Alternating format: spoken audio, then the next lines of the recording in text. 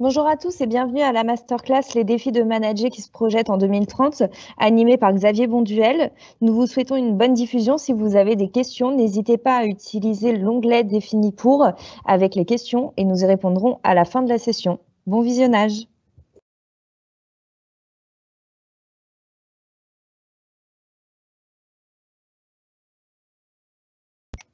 Xavier, je te laisse la parole du coup pour débuter la masterclass en activant ton micro. Du coup, s'il te plaît. Il faut que tu actives ton micro, s'il te plaît, Xavier, parce qu'on ne t'entend pas.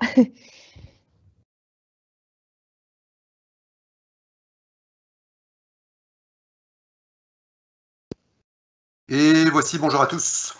Vous m'entendez? C'est tout bon, merci. Bon, c'est parfait. Je vous demande un instant.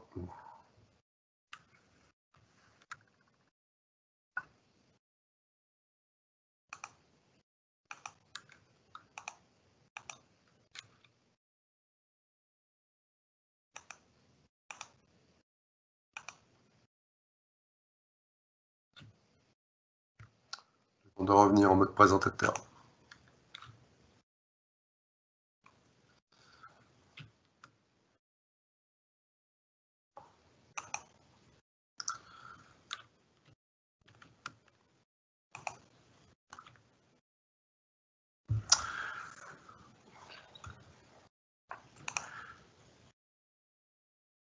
Et voici.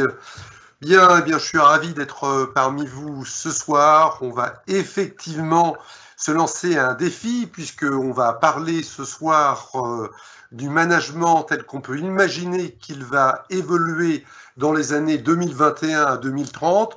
Pour tout vous dire, c'est un sacré challenge puisque aujourd'hui, rares sont ceux qui se risquent à envisager ce qui va se passer dans les années à venir. C'est un défi que je vous propose que nous relevions ensemble. En fait, on va chercher à comprendre ensemble ce qui s'est passé en 2020 et on va tâcher de se projeter. Se projeter, c'est juste un truc qui nous manque sévèrement depuis quelques mois. Alors ce soir, effectivement, on va oser imaginer ce que sera le futur du management. Alors de quoi on va parler? Eh bien, on va d'abord parler de ce qui s'est passé en 2020. On va parler de notre appréhension du monde. On va parler des nouveaux enjeux de l'entreprise. On va se mettre à la place du collaborateur à l'aune des temps qui changent.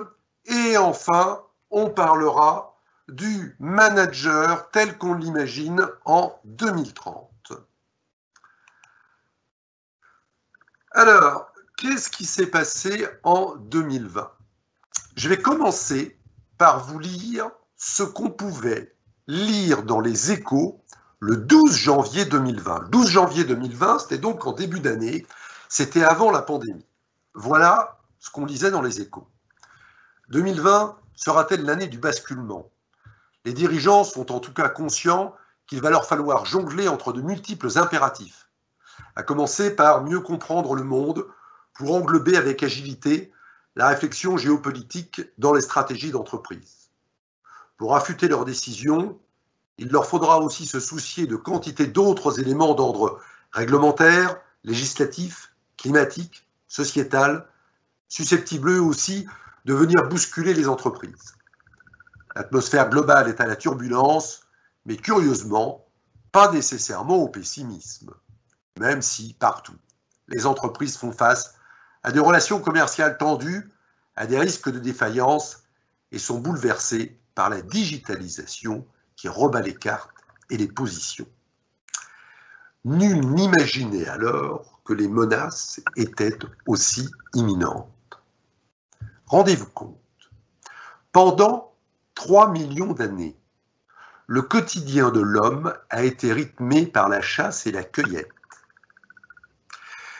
L'agriculture et l'élevage s'imposent ensuite pendant 30 000 ans. Puis apparaissent l'industrie et le commerce il y a 200 ans. Nous sommes entrés dans l'ère de l'information depuis 20 ans et nous subissons un tsunami depuis 200 jours. Qui a parlé d'accélération? Alors la pandémie a radicalement changé nos habitudes en 2020. Le plus troublant, c'est la prise de conscience qui en découle. Ce qui nous paraissait anodin nous apparaît important quand il nous manque. Boire un café, allumer le four, prendre une douche, ce sont des gestes qui sont devenus réflexes, dont on ne dit pas qu'ils contribuent au bonheur. Et pourtant, imaginez notre vie si le café, l'électricité ou l'eau venaient à manquer. Eh bien, 2020 nous a fait toucher du doigt notre dépendance à des choses si simples que nous les jugions futiles.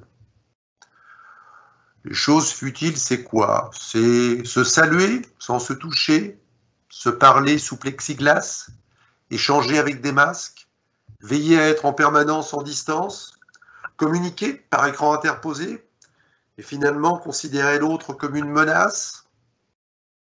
Quand on a été élevé dans une culture du contact et de la proximité, c'est pas une évolution, c'est un bouleversement. Un chiffre résume ce bouleversement. 200 millions. 200 millions, c'est le nombre d'utilisateurs quotidiens de la plateforme de visioconférence Zoom. Les plateformes numériques sont devenues l'alternative à la vie d'avant. Maintenir le contact avec des proches, apprendre, manager, communiquer, organiser des apéros connectés, se rencontrer, se fait dorénavant avec le sésame, Zoom ou Teams.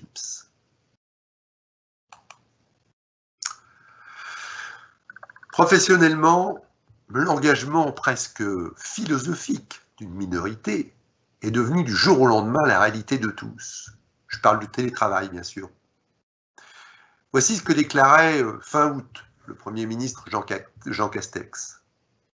Honnêtement, avant le Covid, je ne suis pas sûr que dans les entreprises privées comme publiques, le télétravail avait très bonne presse. Il n'avait pas tort. Depuis 10 ans, quand je m'exprimais sur les bénéfices du télétravail, on m'écoutait comme on écoute un idéaliste dont on se dit qu'il serait temps qu'il revienne à la vraie vie. Le scénario du télétravail généralisé était juste inimaginable il y a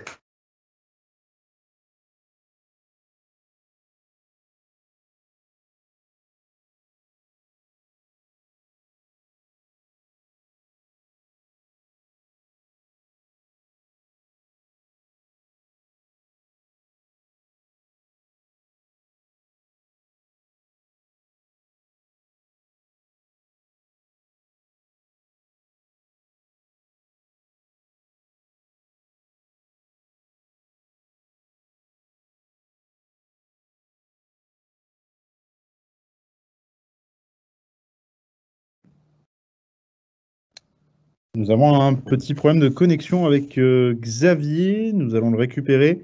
Je vous demande de patienter quelques instants. Merci.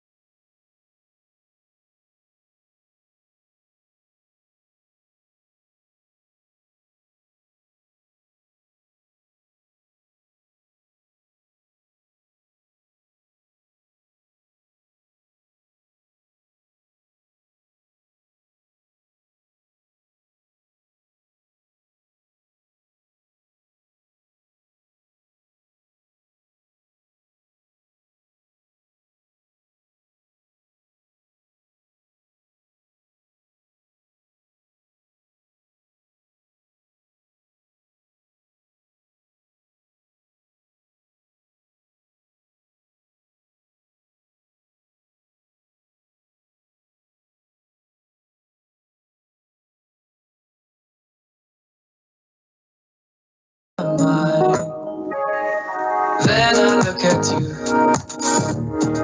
and the world's alright with me. Just one look at you, and I know it's gonna be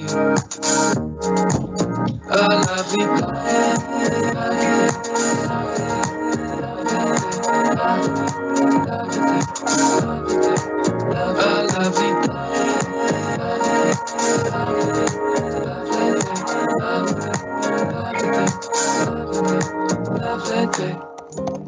When the day that lies ahead of me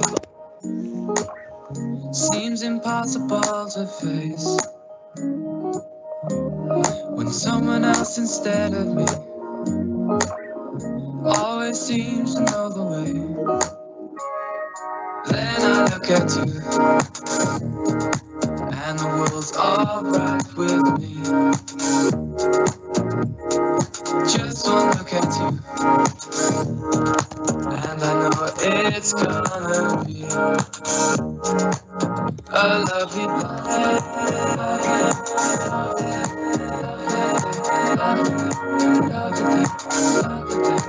A lovely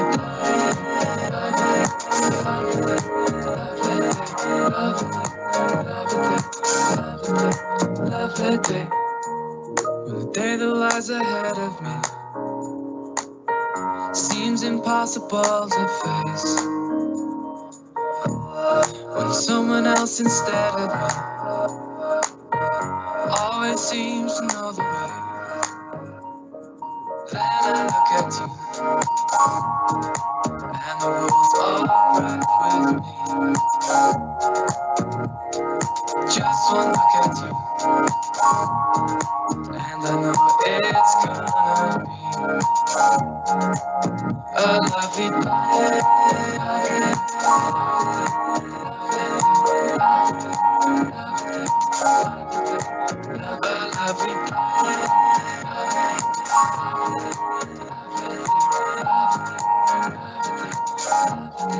Lovely day.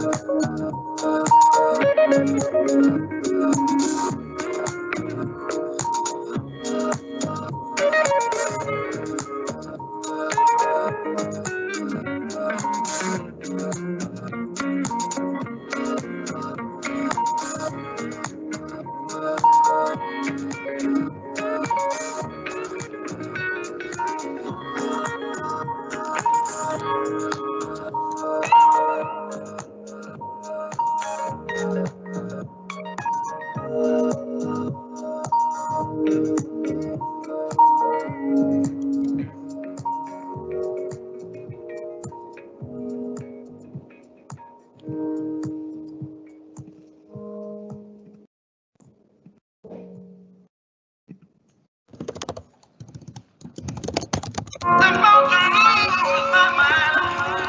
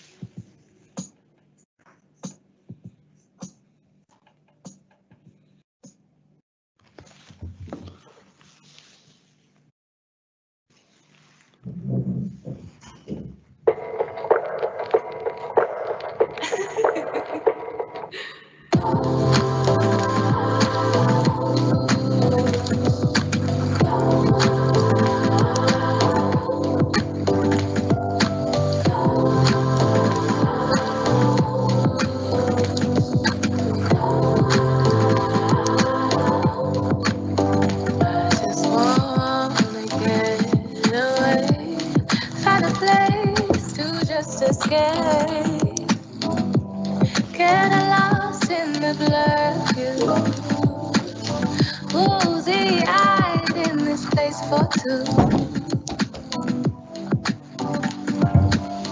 Wide-eyed, we could go find solace in what we know.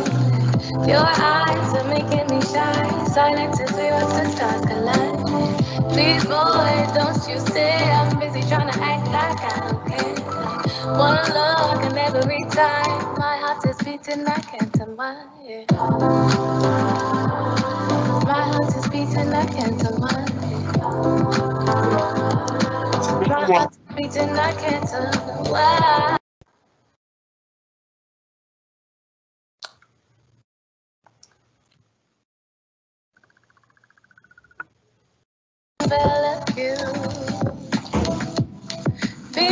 C'est bon pour moi. Marine? Oui, super. Bah, merci, tu peux repartager ton écran. Merci aux participants d'être restés connectés et nous pouvons redébuter la masterclass. Absolument. Xavier, je te laisse partager ton écran. Vous l'avez le partage d'écran, non? Non, on n'a pas le partage d'écran. Alors,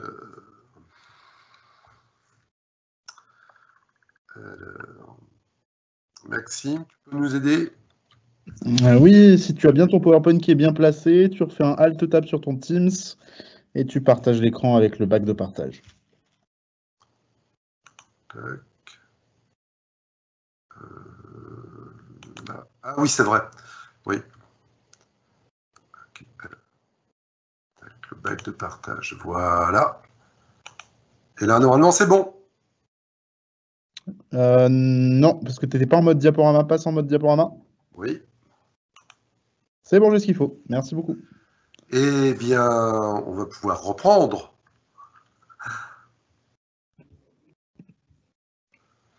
Bon. Alors, où on en était? On en était peut-être à nos rêves. Bon, déjà, désolé hein, pour cette interruption. Et on était, pour rappel tout à l'heure, en train de se dire qu'est-ce qui a changé en 2020. Et on se disait, je crois qu'on a été interrompu à ce moment-là, que nos rêves ont aussi changé. Parce que nous nous mettons tous à imaginer des choses qu'on n'imaginait pas autrefois. Nous mettons par exemple à idéaliser la vie à la campagne et le retour aux sources. On se disait, même si pourtant on rêve en même temps que les bars ouvrent de nouveau, que les discothèques ouvrent de nouveau. Un autre paradoxe aussi, c'est sur nos modes de consommation, parce qu'on est de plus en plus attiré par les circuits courts, la relation directe avec le petit producteur. Et puis, en même temps, c'est Amazon qui remplit nos placards. Et puis, nous sommes tristes que nos musées soient fermés, mais nous adorons surtout Netflix, avec qui on s'évade, faute de pouvoir quitter la jolie cellule qu'on appelait autrefois notre domicile. Bref, nous sommes chaque jour confrontés à nos propres incohérences, et ça, probablement, ça renforce encore notre sentiment de solitude. Parce que tous ces gestes, finalement, toutes ces évolutions, toutes ces choses qui paraissent pas grand-chose et qui finalement ont modifié nos comportements, ça révèle de profonds changements comportementaux, justement, qui à terme pourraient faire évoluer l'humanité tout entière. Pourquoi? Tout simplement parce que notre appréhension du monde a changé. Notre appréhension du monde est plus le même. Alors, ça veut dire quoi que notre appréhension du monde est plus le même? Ben, tout simplement, il faut qu'on ait à l'esprit qu'avant, quand je parle d'avant, c'est avant la pandémie, chacun de nous avait une appréhension du monde qui était différente. En fait, inconsciemment, les uns et les autres, nous pensions que notre environnement était plutôt porteur de menaces ou plutôt porteur d'opportunités. C'est souvent notre histoire, notre éducation et nos rencontres qui nous avaient amenés à une appréhension du monde dont nous n'étions pas conscients la plupart du temps. C'est-à-dire qu'il y avait un certain nombre d'entre nous qui se disaient finalement le monde c'est quelque chose de dangereux, l'environnement c'est dangereux, il faut que je me méfie, et d'autres pour qui finalement leur environnement était quelque chose de bienveillant, et ça se faisait ça naturellement. Alors ça, vous voyez, cette notion d'appréhension du monde, ça a une incidence fondamentale sur nos comportements. Parce qu'en effet, ceux qui pensent que le monde est menaçant ont tendance à développer des comportements qu'on appelle des comportements de type instrumental. Alors que ceux qui pensent que le monde est bienveillant, ils développent des comportements émotionnelle. Alors, ce qui a changé, c'est qu'aujourd'hui, une majorité d'entre nous mesure évidemment la dimension contraignante du monde qui nous entoure, parce que depuis 8 mois, les contraintes, elles se sont accumulées. Et puis parce que le brouillard et l'obscurité qui sont devant nous, ça rassure rarement. Ceux qui pensaient que le monde était menaçant, ils voient leur peur se transformer en réalité, et ça ne fait pas du bien. Quant à ceux qui pensaient que le monde était bienveillant, ils tombent un peu de l'armoire. Alors, heureusement, notre cerveau, il a une arme secrète. Notre cerveau, il a une arme qui s'appelle la résilience. On a tous entendu parler de la résilience. La résilience, c'est quoi? La résilience, c'est un genre d'anticorps qui nous permet de nous réadapter. Rappelons-nous, plus un individu pense que le monde est hostile, plus il développe des comportements de type instrumental. En fait, il se fabrique des armures. Et en plus, il évite les émotions. Vous savez, les émotions, le truc qui pourrait rendre malheureux. C'est-à-dire que ce dont nous avons besoin, c'est justement de ce type d'armure. À court terme, c'est probablement la bonne réponse. C'est ce qui nous permet d'essuyer le choc, c'est ce qui nous permet de ne pas trop mal vivre toute cette distanciation. Mais est-ce que c'est la bonne réponse à moyen terme?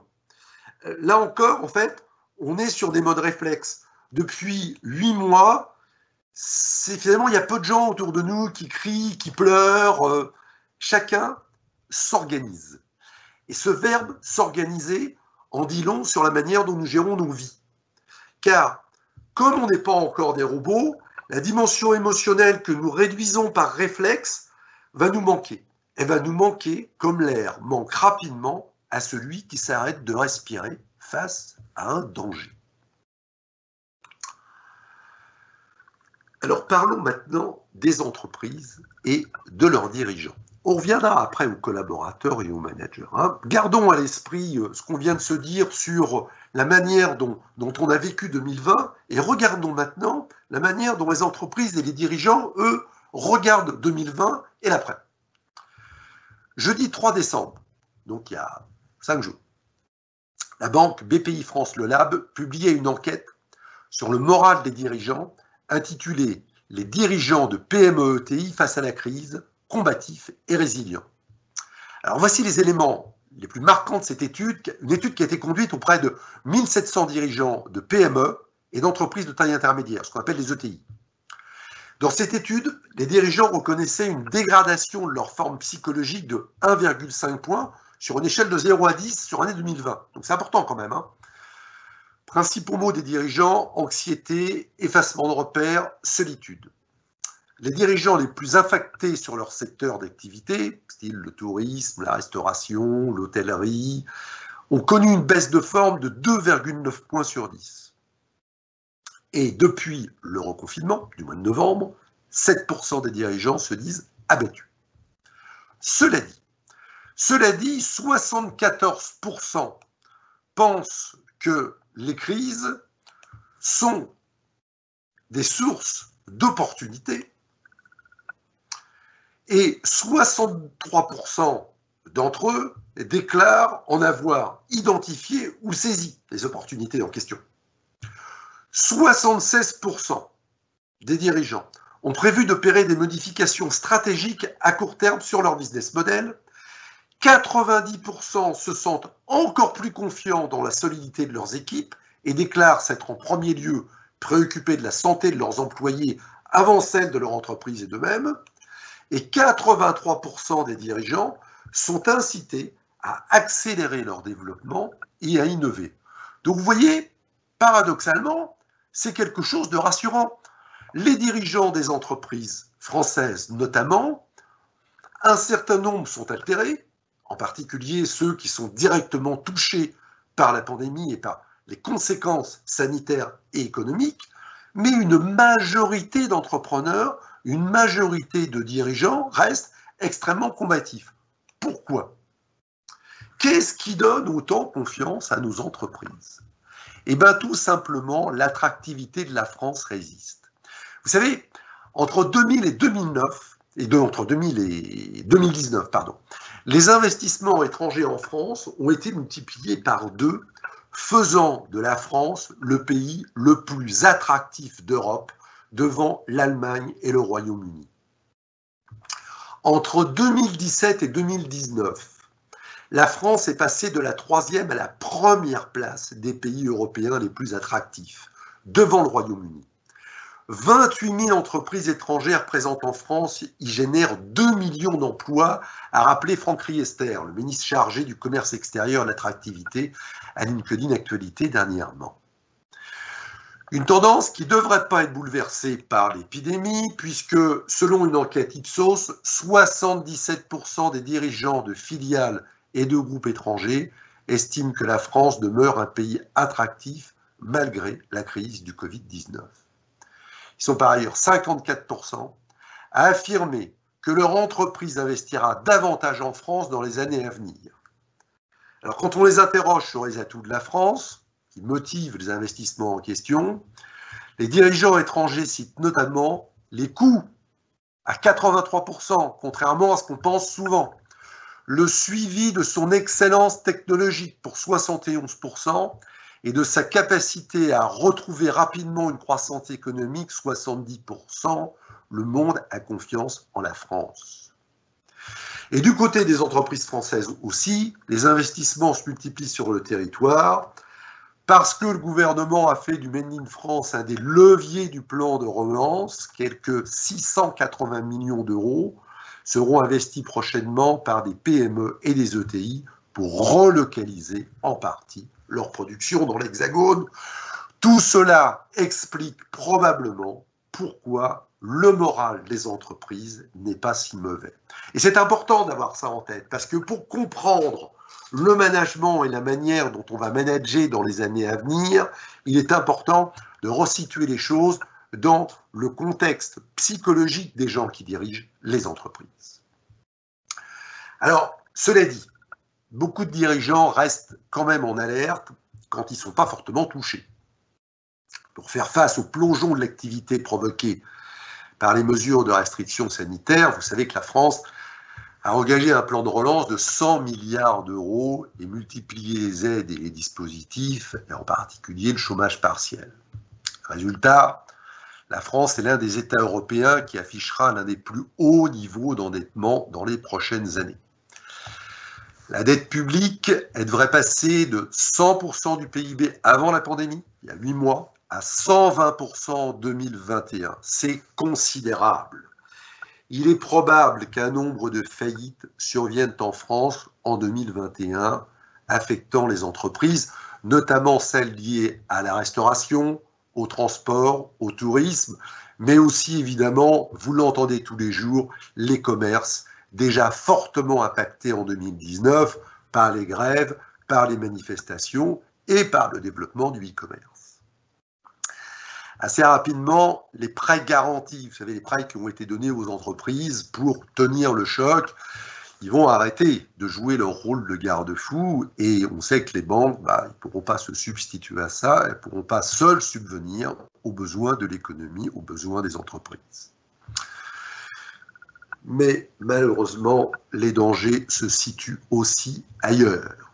Changement climatique, remise en cause du système d'économie libérale, repli des nations sur elles-mêmes, cyberattaques, rejet des élites, rejet de la science, rejet du progrès, voire même questionnement sur la pérennité de la démocratie, des crises politiques, économiques, technologiques, sociales et de nouveau sanitaires pourraient avoir de lourdes conséquences sur les entreprises. Donc vous voyez un contexte qui est double. D'un côté, un moral des entreprises, des entrepreneurs, des dirigeants, et c'est normal, c'est leur métier, un moral qui est plutôt d'acier, une volonté, une détermination à se renouveler, à se réinventer, et de l'autre, des menaces qui s'accumulent. Dans ce contexte, de toute manière, l'innovation, le management et l'engagement sociétal seront les pierres angulaires de la survie et du développement des entreprises, quelle que soit la manière dont l'avenir se dessinera. Innovation d'abord, innovation car nos habitudes de consommation et de déplacement sont en mutation. Innovation car nos peurs et nos envies sont en mutation. Innovation car l'accélération et l'imprévisibilité des changements requièrent des organisations particulièrement agiles. Management. Management, car des métiers disparaissent, des métiers évoluent et des nouveaux métiers émergent et à une vitesse beaucoup plus grande que celle à laquelle nous nous préparions encore en début d'année. Attirer, former, accompagner et fidéliser les talents dont on a le plus besoin devient l'enjeu le plus important des entreprises. Par ailleurs, et c'est aussi une histoire de management évidemment, le télétravail va continuer à s'imposer partiellement mais durablement, obligeant les entreprises à se réorganiser. Innovation, donc, management, mais on le disait, engagement sociétal. Un engagement sociétal des entreprises qui va devenir majeur. Cette année, et que ce soit pour équiper ceux qui étaient en première ligne, que ce soit pour inventer des solutions en urgence, que ce soit pour être solidaire avec leurs parties prenantes, que ce soit pour faciliter la vie des personnes, de nouvelles, de superbes initiatives vont émerger à l'échelle d'une start-up ou d'une grande entreprise ou d'une moyenne entreprise ou d'une association. La crise a été un accélérateur de l'engagement sociétal des entreprises et elle a renforcé 3 marqueurs. Le marqueur environnemental, le marqueur social et la gouvernance. Demain, les entreprises vont être plus que jamais attendues par les consommateurs, par les investisseurs et par les collaborateurs sur ces 3 marqueurs.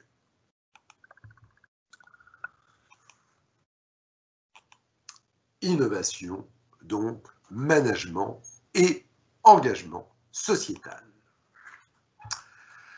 Analysons maintenant la vie des collaborateurs. Et commençons par une bonne nouvelle. D'après une étude récemment réalisée par la Ségos, 70% des salariés se sont sentis écoutés et compris par leur manager lors de cette période. Et 71% estimaient que leur travail était reconnu. En 2020, tous les salariés ont dû apprendre à structurer leur temps, à animer des réunions et à utiliser de nouveaux outils de communication à distance, et l'immense majorité a réussi.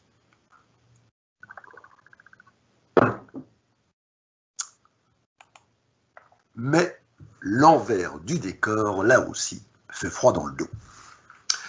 Selon une récente étude de JLL, 52% des salariés sont effrayés par leur avenir professionnel. C'est le brouillard, c'est l'obscurité dont on parlait tout à l'heure. Et une autre étude, menée elle par le cabinet Empreinte Humaine, montre qu'un salarié sur 2 est en état de détresse psychologique.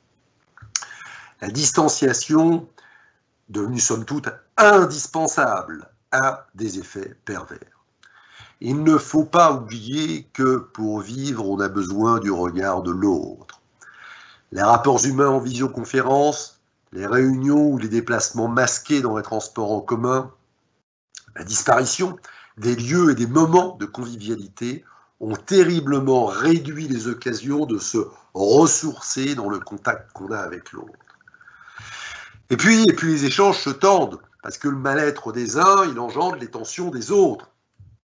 Par exemple, les demandes de certains managers sont souvent beaucoup de managers sont souvent plus directes, ne serait-ce que parce que justement il y a ce phénomène de distanciation, et encore plus quand cette distanciation se fait par écran interposé.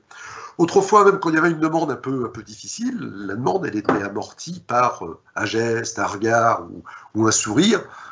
Ce n'est évidemment plus le cas ou beaucoup moins le cas aujourd'hui. Et puis disons-le, paradoxalement, on travaille beaucoup plus aujourd'hui pour compenser, pour faire face, pour adapter, pour anticiper, et tout cela sans toujours savoir pourquoi ou vers quoi. Alors, rapidement, on peut avoir l'impression qu'on ne peut jamais s'arrêter et on a un phénomène d'épuisement. Alors, Les besoins des collaborateurs. Les besoins des collaborateurs, c'est la conséquence de tout cela, et ils sont essentiellement de 3 ordres. Ce sont des besoins, d'abord techniques, c'est aussi basique que ça, parce que pour pouvoir effectuer leurs tâches dans un contexte qui a été terriblement revisité, pour avoir accès aux informations dont ils ont besoin, et pour pouvoir informer eux-mêmes, pour pouvoir aussi réorganiser leur espace et leur temps personnel, on a besoin d'outils, tous les collaborateurs ont besoin d'être équipés. C'est le premier besoin. Un besoin qu'on pourrait qualifier de matériel. Deuxième besoin des collaborateurs dans les entreprises, des besoins humains. Parce que pour compenser le manque de visibilité sur l'avenir et la perte de lien social, ils ont besoin d'être accompagnés. Ils ont besoin aussi de remuscler leur estime de soi, qui a été terriblement altérée, qui est terriblement altérée, et leur capacité à affronter l'adversité, à l'inconnu. Oui, chacun s'est démontré qu'il était capable de vivre cela, mais peu nombreux sont ceux qui pensent être capables de le vivre durablement.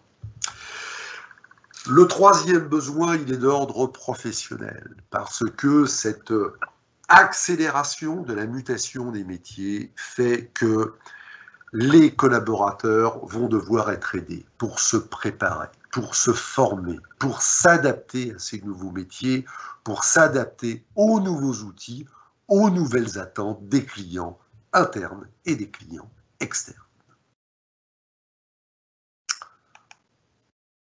Et les managers dans tout cela, me direz-vous. Alors on y vient. Vous savez, chaque fois que l'humanité a changé, son organisation et ses comportements ont changé. Et bien évidemment, la fonction managériale s'en trouve transformée.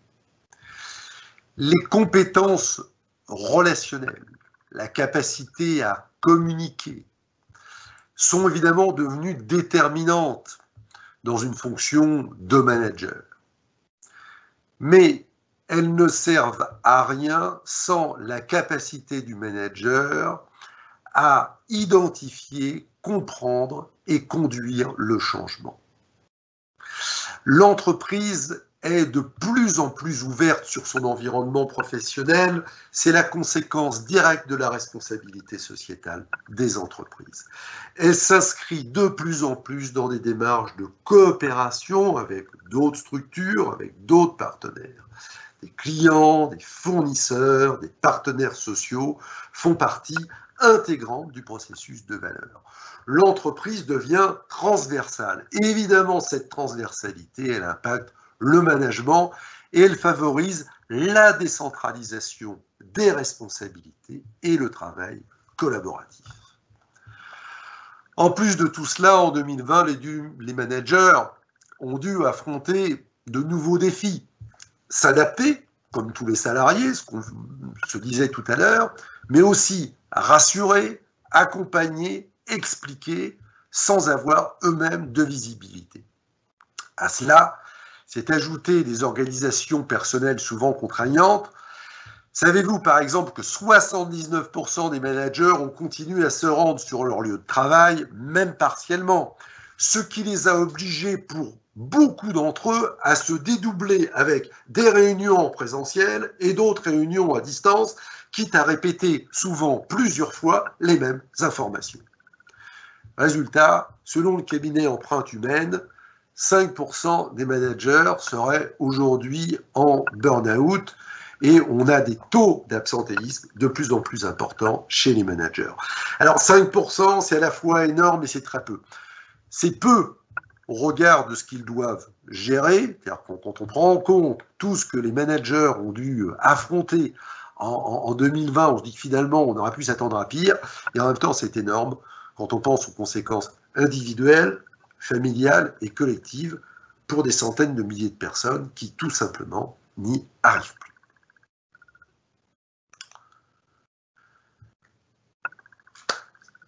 Tous, on a beaucoup appris en 2020. On a beaucoup appris, d'abord on est tous devenus des experts en médecine, on a beaucoup appris sur nous-mêmes, et puis on maîtrise les outils de partage, comme on le fait ce soir.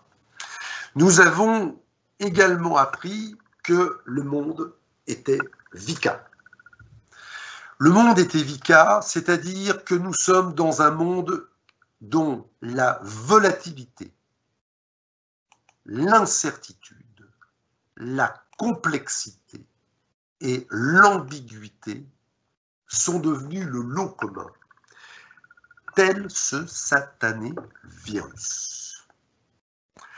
Alors dans ce monde VICA, où plus rien ne peut se dessiner à l'avance, où tout mute en permanence, comment manager efficacement dorénavant? Comment les managers vont-ils devoir se positionner et sur quoi, c'est un sujet qui forcément nous intéresse tous, sur quoi vont-ils être identifiés, sur quoi vont-ils être évalués?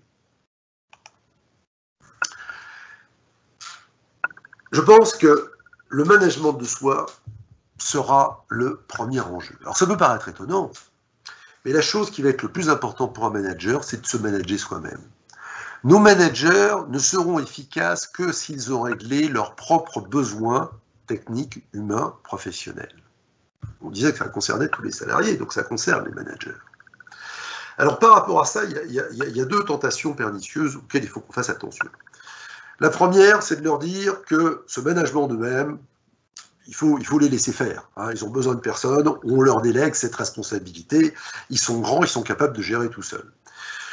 C'est d'ailleurs un travers dans lequel on tombe de plus en plus dans les entreprises, faute de temps, faute de moyens, et puis en se leurrant sur les effets positifs et immédiats de cette délégation totale. Parce que, vous savez, la majorité des managers sont d'abord tyranniques avec eux-mêmes. Ils se donnent des objectifs et des contraintes qui vont souvent au-delà de ce que leur hiérarchie leur impose, mais à quel prix? Au prix du burn-out qu'on évoquait tout à l'heure. Donc attention à ne pas laisser les managers se manager tout seuls. Puis il y a une seconde tentation qui est tout aussi pernicieuse, c'est d'imaginer ce qui est bon pour les managers à leur place. C'est-à-dire de construire finalement un accompagnement, un kit d'accompagnement du manager qui s'adapterait à tout le monde. Gardons à l'esprit que chacun, et donc chaque manager, a un environnement, une personnalité, une santé, des ambitions et des moteurs qui sont différents. Les structures, que ce soit des entreprises ou n'importe quelle organisation, vont devoir faire un pas supplémentaire vers la responsabilisation d'une part, et la prise en compte individuelle de ces managers intermédiaires notamment. La culture managériale, comme tous les moyens de l'entreprise, va devoir devenir agile et personnalisée. Et ça, c'est une véritable nouveauté. Parce que, jusqu'il n'y a pas si longtemps, on voulait qu'une culture managériale soit commune à tout le monde, qu'une culture managériale ne se conjugue pas en fonction des individus. Si on veut garder l'état de santé, la performance de nos managers, nous devrons accepter l'idée que cette culture managériale soit d'une part en mutation permanente, mais aussi à géométrie variable. La sanction sera d'ailleurs immédiate. Aucune entreprise ne réussira à attirer ou à promouvoir des managers avec du vinaigre ou avec des goodies. Il faudra absolument que les entreprises trouvent les moyens d'accompagner leurs managers de telle manière qu'ils se sentent bien dans leur fonction de manager et puissent prendre soin d'eux-mêmes avant de prendre soin de leurs propres collaborateurs. Car l'enjeu est majeur. Chaque manager, quel qu'il soit, quel que soit son niveau hiérarchique, sera demain capitaine de vaisseau.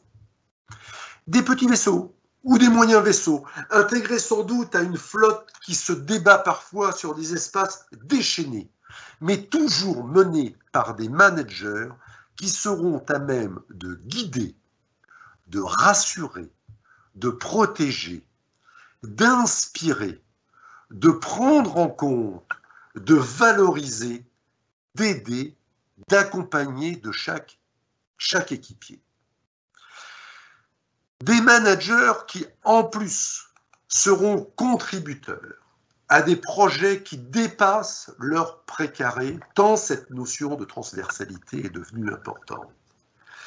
Des managers dans un esprit collaboratif qui devront enfin nourrir les choix stratégiques de leur entreprise. Vous le voyez, peu de place demain pour le manager impatient, intrusif, inquiet, agressif, égoïste ou égocentré. Manager demain sera l'affaire de femmes et d'hommes capables de conjuguer le sens du résultat et la prise de recul, le court terme et le moyen terme, la détermination et l'humilité, le goût du leadership et la transversalité. Mais ça, je peux vous l'assurer, nous le réussirons comme nous avons réussi toutes les précédentes mutations. Je vous remercie pour votre attention.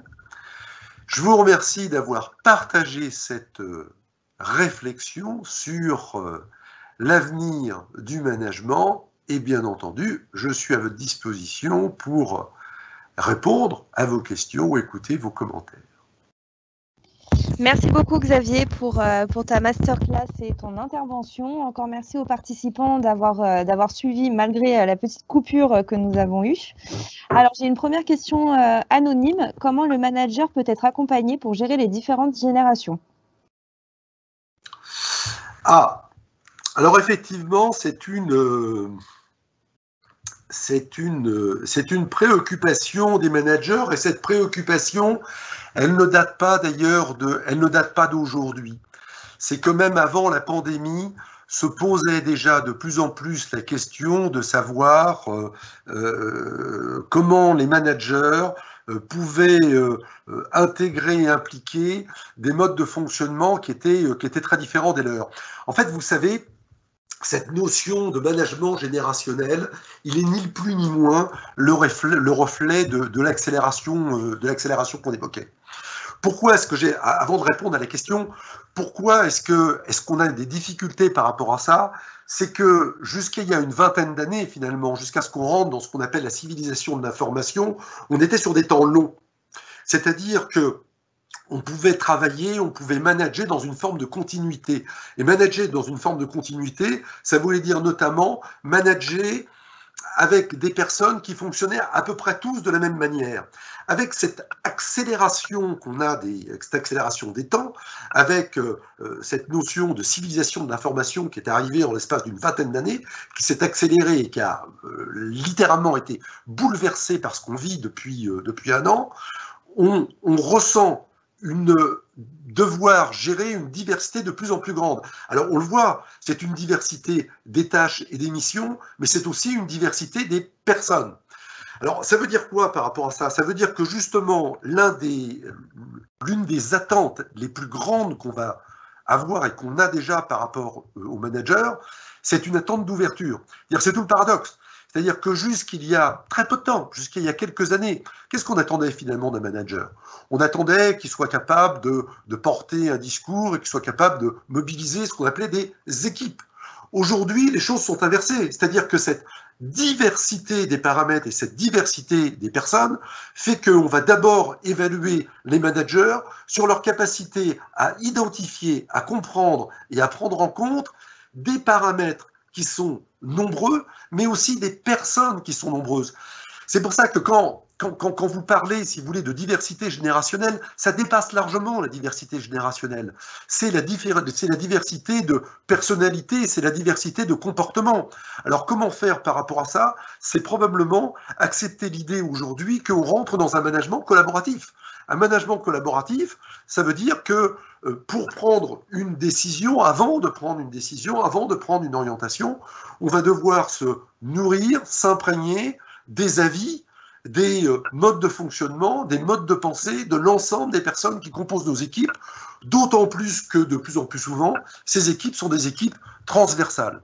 Il sera difficile, voire impossible demain, d'imposer des décisions sans passer par un temps de prise en compte et d'appropriation de la vie, mais pas simplement pour leur faire plaisir, de la vie pour qu'ils soient contributifs, des managers avec des modes de fonctionnement qui peuvent nous surprendre, mais qui seront riches. Parce qu'une personne, effectivement, une personne de 20 ans ou de 25 ans qui va arriver avec une appréhension du monde radicalement de celle de quelqu'un de 40 ou 45 ans, c'est quelque chose qui sera terriblement contributif. Donc ça passe par une très très forte acceptation et par l'acceptation notamment du fait qu'on est rentré dans un management purement collaboratif. Merci Xavier. Une deuxième question anonyme. Quels sont les outils d'accompagnement que doivent mettre en place les entreprises pour accompagner les nouveaux managers ? Alors, comme j'évoquais tout à l'heure, on peut rentrer un peu plus dans le détail. Que ce soit des nouveaux managers ou des anciens managers, il faut qu'on réponde à trois phénomènes importants. Le premier phénomène, c'est un phénomène technique. C'est-à-dire que si aujourd'hui on nomme un manager et qu'on ne lui donne pas les moyens techniques pour manager, ça va être extrêmement difficile. C'est-à-dire qu'il faut qu'il soit... alors quand je parle de moyens techniques, je parle de moyens techniques et aussi de moyens organisationnels. Donc moyens techniques, c'est il faut qu'il soit équipé, il faut qu'il puisse être équipé chez lui, il faut qu'il puisse avoir un accès à l'information, il faut qu'il puisse transmettre de l'information, il faut que ses collaborateurs puissent avoir les mêmes fluidités. Mais c'est aussi organisationnel, c'est-à-dire qu'il faut que le cadre du télétravail, par exemple, soit parfaitement réglé, défini par l'entreprise, de telle manière que le manager ne soit pas confronté à des rébellions, des résistances par rapport à ça. Parce que si on ne fait pas ça dans l'entreprise, c'est une super planche savonnée pour ce jeune manager qui déjà, forcément, a des doutes, a des inquiétudes. Donc ça, c'est la première chose, c'est les moyens techniques. La deuxième chose, c'est les moyens humains. On le disait à l'instant, on attend beaucoup de choses d'un manager. On attend qu'il soit capable de faire preuve de leadership, mais aussi d'une très grande collaborativité, si vous me permettez ce néologisme. C'est pas évident. Ce sont des choses qui s'apprennent, qui se travaillent. Ce sont des choses qui se maîtrisent parce que très souvent, elles requièrent des qualités qui ne sont pas des qualités naturelles chez nous. Des qualités qu'on peut travailler parce que l'affirmation de soi, parce que la prise en compte de l'autre sont justement des choses qui se travaillent. Mais ce ne sont pas des choses naturelles. Ou plus exactement, pour un certain nombre d'entre nous, l'affirmation est naturelle, mais l'ouverture ne l'est pas. Ou l'ouverture est naturelle, mais l'affirmation ne l'est pas. Donc, l'accompagnement humain des managers est extrêmement important. Et que, vous voyez, toutes les formations qui sont autour du coaching, du manager, du rôle manager-coach, hein, toutes les formations qui sont liées à la notion de gestion de projet, toutes les formations qui sont liées aussi, les formations ou les accompagnements qui sont liés à la responsabilité sociale de l'entreprise, vont devenir déterminantes pour les managers parce que c'est à ça qu'ils vont être confrontés demain matin. Et puis troisième élément, on évoquait tout à l'heure, on disait qu'il y avait l'aspect technique, qu'il y avait l'aspect humain et qu'il y avait l'aspect professionnel. C'est pas parce qu'on est jeune manager qu'on va s'arrêter d'apprendre, bien au contraire. C'est-à-dire que à peine la responsabilité est prise par le manager qu'il faut qu'il acquiert de nouveaux savoirs et de nouvelles compétences pour pouvoir suivre cette évolution des métiers, l'évolution des métiers de ses collaborateurs et le sien. Donc, plus que jamais, le manager va devoir devenir un manager apprenant. Un jeune manager qui considérerait, ou un ancien manager d'ailleurs, peu importe, qui considérerait qu'il a son bâton de maréchal à partir du moment où il est manager, ne restera pas manager longtemps. Le manager de demain, c'est un super apprenant, c'est quelqu'un qui a une capacité et un goût pour l'apprentissage, sans doute encore beaucoup plus prononcé que celui de ses collaborateurs. Autre question ?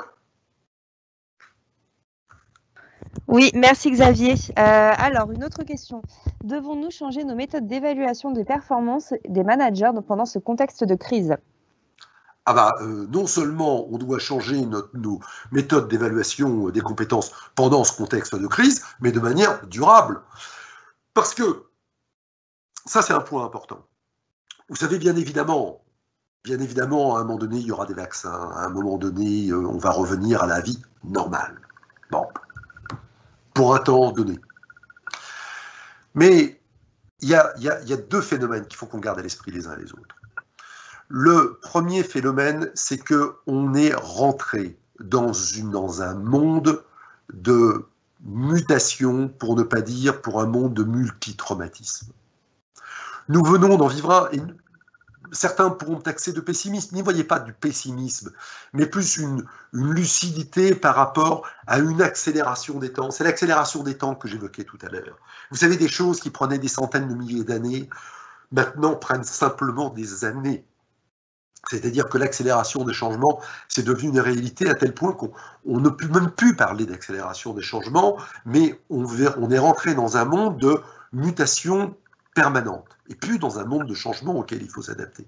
Donc, par rapport à ça, le rôle du manager n'est plus de digérer, de faire digérer un certain nombre de changements, mais de devenir lui-même un manager capable de muter en fonction des événements, en fonction des personnes, et de faire accepter cette mutation à ses collaborateurs, et tout en préservant évidemment le bien-être de chacun, parce que plus rien ne peut se faire au forceps, parce qu'on sait qu'on a atteint la limite par rapport à ça.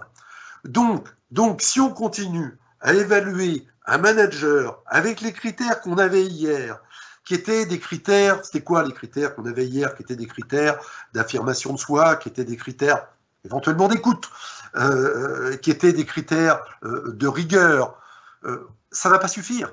Ça ne va pas suffire. Il faut absolument que ces différentes notions soient totalement intégrées, qu'on soit capable d'évaluer un manager, par exemple, sur sa capacité à identifier, à anticiper la difficulté personnel, professionnel que va rencontrer un collaborateur. Ça va être l'évaluation de la capacité d'un manager à travailler en transversalité. C'est la capacité d'un manager à être contributif sur la stratégie de l'entreprise, à être force de proposition. Donc vous voyez, tous les critères finalement qui sont importants pour les entreprises, on pourrait prendre encore la prise en compte de l'environnement social de l'entreprise. Tous ces éléments-là, il faut absolument que les évaluations des managers ressemblent à des entreprises. Il faut qu'on se pose la question en disant, mais finalement, qu'est-ce qui fait qu'un consommateur, il apprécie une entreprise aujourd'hui, qui suit une entreprise? Eh bien, ce qu'on demande à une entreprise, on va demander la même chose aux collaborateurs. Et si on est capable de définir des grilles d'évaluation qui sont en cohérence avec la grille d'évaluation du consommateur, là, on aura une évaluation efficace des managers, on sera plus capable de les recruter efficacement, on sera plus capable de les fidéliser, on sera évidemment plus capable de les développer. Merci Xavier. Alors, une nouvelle question anonyme. Les managers ne devraient-ils pas apprendre à déléguer certaines tâches ou missionner aux missions aux équipes, restructuration des missions? Un grand oui. Et ça, vous voyez, on évoquait le management collaboratif tout à l'heure. Vous savez, le management collaboratif, c'est comme le télétravail. Hein. C'était quelque chose qui était véritablement dans l'air du temps depuis quelques années, qui concernait un certain nombre d'entreprises, sur lequel on était sur une expérimentation avancée, avec ce qui s'est passé depuis 8 mois et avec ce qui se présente devant nous pour les années à venir. Cette notion de collaboration, elle va devenir extrêmement importante. Alors entendons-nous bien, la collaboration, ça dépasse la délégation. Alors oui, évidemment, sur une délégation des missions. Si la question c'est, est-ce qu'il faut que les managers arrêtent de faire de la rétention d'actions qu'ils pourraient confier à leurs collaborateurs? Oui, mais oui, depuis déjà des années. Vous me direz, et pourtant, il y a encore un certain nombre de managers qui managent comme on manageait il y a 20 ans, 25 ans. Oui, je sais, et c'est regrettable. Mais ce qu'il faut avoir à l'esprit, c'est que cette exigence qu'on avait déjà ces dernières années, on a encore passé un cap, supplémentaire. C'est que ce n'est pas simplement déléguer une mission. C'est, par exemple, sur la définition des orientations ou la définition des objectifs, accepter l'idée que ce sont les collaborateurs qui sont le plus en contact avec les clients, le plus en contact avec le public, avec les consommateurs, qui doivent être contributeurs, qui doivent être apporteurs d'idées, et qu'ils doivent véritablement apporter leur pierre à l'édifice de la stratégie et des décisions de l'entreprise. Donc vous voyez, on dépasse largement cette notion de délégation. Un manager demain, c'est quelqu'un qui va devoir aller puiser au maximum les compétences, les connaissances, les idées, les avis, les perceptions des personnes avec qui il travaille dans son équipe naturelle, et bien au-delà évidemment, puisque la notion de management transverse, avec des gens de l'entreprise ou avec des gens à l'extérieur de l'entreprise. N'oublions pas non plus qu'on va vers une évolution vers probablement, heureusement ou malheureusement, moins de salariat et plus de partenaires indépendants. Donc c'est la gestion de tout ça qui attend les managers demain matin. Merci. Pensez-vous que les managers de demain en France seront capables de manager des équipes plus cosmopolites comme l'Angleterre ou la Suède? Ah ben je l'espère bien. Je l'espère bien. Je l'espère bien, même si nous ne trompons pas, la mondialisation, le management multiculturel est un moyen magnifique, indispensable, mais n'est pas une fin en soi. Je veux dire, ce qui est important, c'est pas que nous ayons, et ça devient un vrai sujet aujourd'hui, c'est pas que nous ayons une capacité à manager des personnes dans le monde entier et d'avoir forcément des consommateurs dans le monde entier. Ce que nous devons par contre être capables de faire, c'est de travailler avec des personnes à l'intérieur de nos frontières ou au-delà de nos frontières qui ont des modes de fonctionnement radicalement différents des nôtres. C'est qu'on soit capable là encore d'accepter non seulement des gens d'une génération, entre guillemets, différente des nôtres, mais des personnes qui ont des cultures différentes des nôtres et qui apportent de la matière.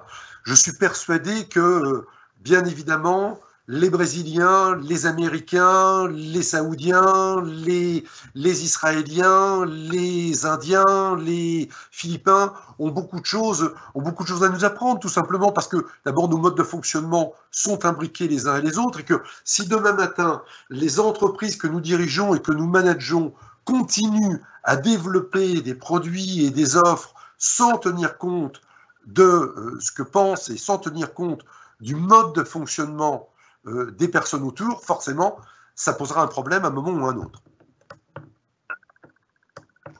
Merci. Une nouvelle question de Léa qui te remercie pour cette masterclass. Vous venez d'expliquer l'importance du management collaboratif. Comment, en tant que manager, susciter l'envie de collectif en cette période qui est venue bouleverser l'implication de chacun? Alors, c'est un vrai joli sujet, ça, pardon. C'est parce que ça nous amène à quel est le discours à tenir avec nos collaborateurs et comment aborder ces différents sujets avec les collaborateurs. La réponse elle est simple et elle tient en deux éléments. Tout d'abord, tout manager a intérêt, notamment dans le cadre de ces réunions, que ce soit les réunions individuelles ou réunions collectives, à se donner régulièrement des temps où ils demandent à leurs collaborateurs tout simplement comment ça va. Comment ça va et comment vous vivez ces différents changements. Qu'est-ce qui se passe bien? Qu'est-ce qui se passe mieux? Qu'est-ce qui est encore compliqué? D'ailleurs, le rôle du manager, il est aussi de favoriser à la fois de l'expression et de l'échange d'expérience. Pourquoi? D'abord parce qu'on sait très bien que l'expression est déjà quelque chose de libérateur et au-delà de libérateur, de curatif.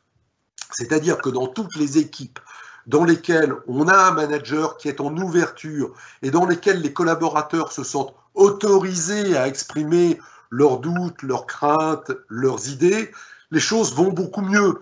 On a beaucoup moins d'absentéisme, on a beaucoup moins de burn-out. Donc ça, c'est la première chose. La deuxième chose, c'est d'ailleurs pour que les collaborateurs se sentent autorisés, il faut que le manager, c'est le deuxième aspect, se sente autorisé de dire les choses. Se sente autorisé de dire les choses, ça veut dire quoi? C'est qu'ils se sentent autorisés de dire à ses collaborateurs quelles sont ses propres inquiétudes, ses propres doutes, mais aussi ses propres convictions, ses propres optimismes, de telle manière que les collaborateurs se sentent autorisés. Et puis que il est là le management collaboratif. C'est que finalement, on a tous une responsabilité par rapport à ça. On est tous humains. On a tous à la fois des fragilités et des idées. Les fragilités, on accepte de les écouter, on accepte de les prendre en compte à partir du moment où elles n'étouffent pas évidemment le collectif. Donc c'est pour ça qu'il y a un cadre à donner, il y a des règles à donner, mais il doit y avoir une autorisation par rapport à ça. Et en même temps, chacun a le droit et le devoir d'apporter sa pierre à l'édifice. C'est pas dans le rôle du manager, et le manager doit le dire aujourd'hui. Ce n'est plus mon rôle de vous dire la direction, c'est celle-ci. Il y a une partie de la direction, c'est à vous de la donner, c'est à vous de la nourrir. Et je suis persuadé que tous les managers qui accepteront de travailler comme ça seront d'autant plus légitimes et apparaîtront d'autant plus grands vis-à-vis de leurs collaborateurs. Il faut absolument qu'on se sorte de l'idée que la légitimité du collaborateur, elle tient à sa capacité à savoir et à décider. Ce n'est plus le cas. Le savoir est partagé, de plus en plus, la décision est partagée. Le manager de demain, c'est un animateur, c'est un visionnaire, c'est quelqu'un qui est capable de fixer des cadres, de fixer des règles, de donner de l'ordre aux choses, de faire des synthèses, d'aider les personnes à s'exprimer.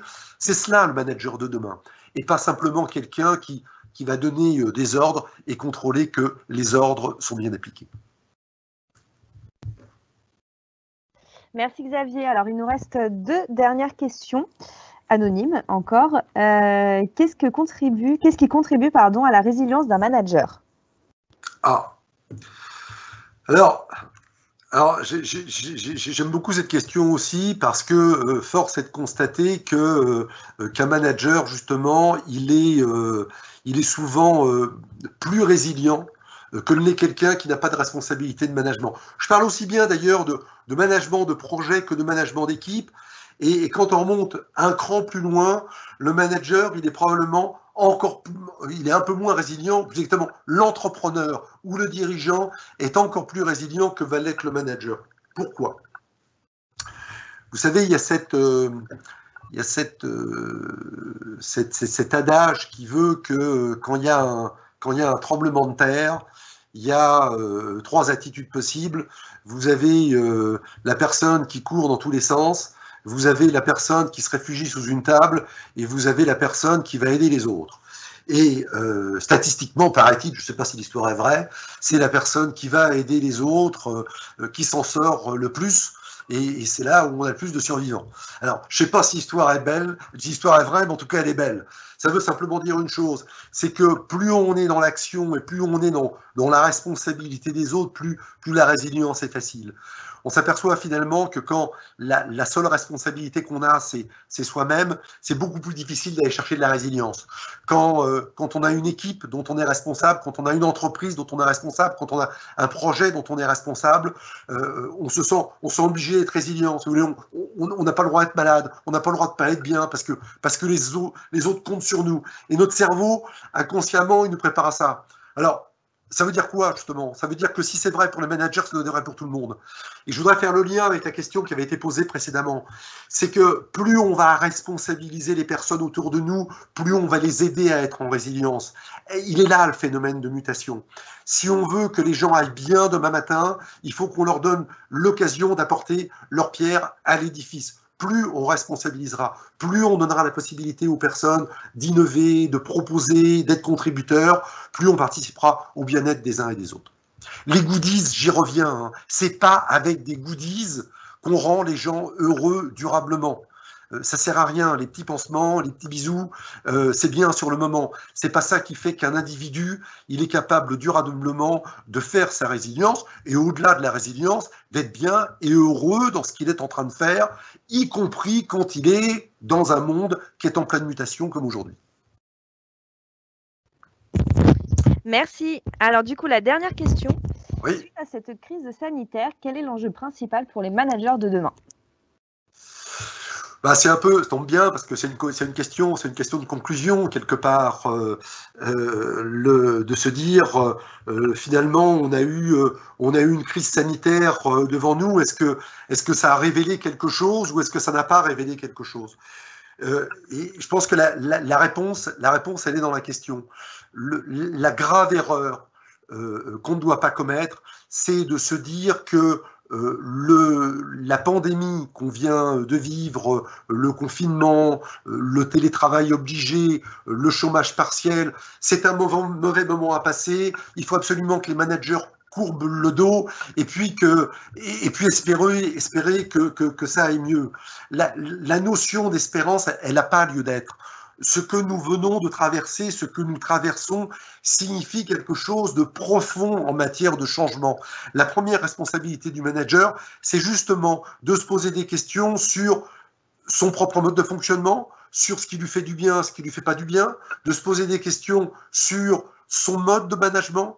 Est-il dans un mode de management suffisamment collaboratif? Et puis peut-être aussi d'ailleurs de se poser la question, de se dire par rapport à mon métier que j'exerce aujourd'hui, est-ce que c'est véritablement ce que j'ai envie de faire? Parce que manager des personnes, manager des équipes, c'est pas forcément une fin en soi. On l'a vu, c'est une source de richesse extraordinaire.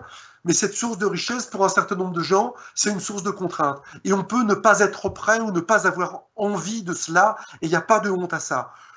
Sachez que, gardez à l'esprit qu'il y a 20 ans, manager, c'était beaucoup mieux qu'expert. Aujourd'hui, expert ou manager, ça a la même valeur, et parfois expert, ça a même beaucoup plus de valeur que le fait d'être manager. Donc, vous ne vous sentez pas obligé de devenir manager. Ce n'est pas une finalité en soi. En revanche, gardez à l'esprit que manager des équipes, manager des personnes, manager des projets dans le monde plein d'opportunités dans lequel nous sommes en train de rentrer grâce et à cause de ce qui se passe en ce moment, c'est quelque chose de terriblement enrichissant pour beaucoup d'entre nous. Et si vous ressentez cette fibre, vraiment, allez-y. Merci beaucoup Xavier. Alors nous n'avons plus de questions. Je te remercie pour cette masterclass qui a été très intéressante et qui donne quelques idées pour 2030. Donc merci à toi pour ta présentation. Merci aux participants pour leur implication et leur attention pendant toute la conférence. Donc je te laisse le mot de la fin et je souhaite une bonne soirée à tout le monde. Eh bien, ravi d'avoir partagé ce moment avec vous. Merci pour toutes ces questions et qui montrent à quel point vous préoccupez véritablement de vos responsabilités demain. J'ai choisi volontairement de vous parler de 2030, vous l'avez compris, parce que tout ce que nous sommes en train de dire nous engage sur les années à venir. Il ne s'agit pas de trouver simplement des techniques pour passer un cap, mais à se préparer pour prendre la responsabilité des futures générations. Et ça, c'est une très belle responsabilité. À bientôt.